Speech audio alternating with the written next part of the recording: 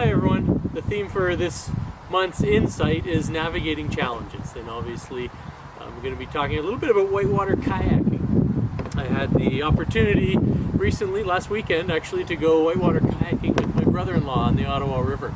It was something I hadn't had a chance to do since university days, and I'm a little older than I was back then, so I have a few aches and pains, but it was just an epic weekend on the Ottawa River.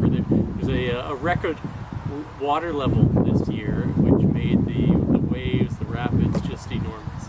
But I just want to draw some parallels between how we would approach a typical rapid and how we approach other challenges in our lives, whether these are internal challenges or business challenges or whatever they are. Because there are a lot of parallels. And when we would come up to a particular rapid, really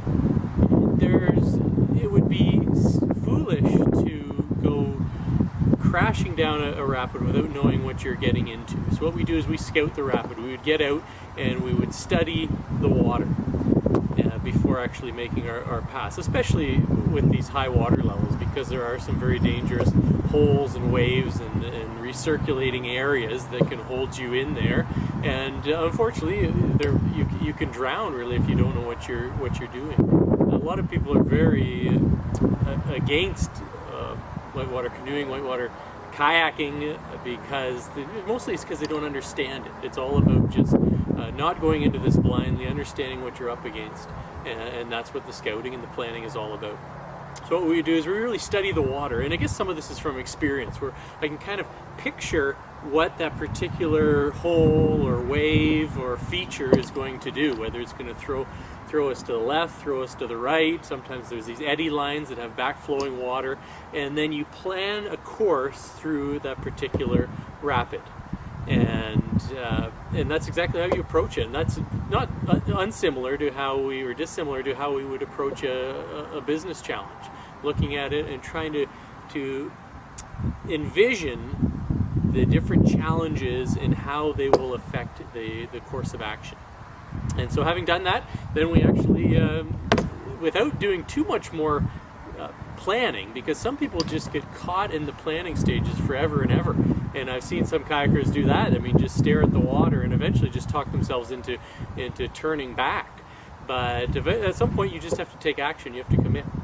So we would go out there, and here's where the agility comes into play, because no matter how much planning we've done, I mean, we've really mitigated the risk of going to a lot of the really dangerous features, or tried to stay clear of them.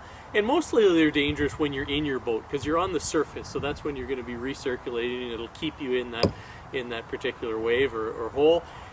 If you have to eject, it flushes you through, because now you're down in the fast-flowing water, and before you know it, you're down at the bottom of the rapids.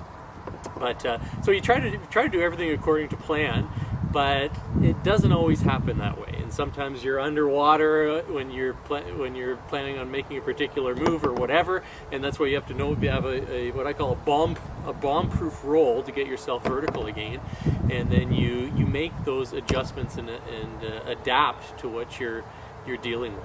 And of course, that's the thrill of whitewater kayaking. It is very fast-paced, and it's a blast right from the beginning to end. And then afterwards, you kind of look at the lessons learned, and you apply them to the future rapids as you go down the river. So that's exactly how we approach it, and there's a lot of parallels between how we would approach other challenges in life, in terms of having that initial plan, taking the action, and then being able to adapt to the different challenges and maybe some of the things that you hadn't envisioned along the way. Hope you enjoyed that, and maybe I'll see you on a river one.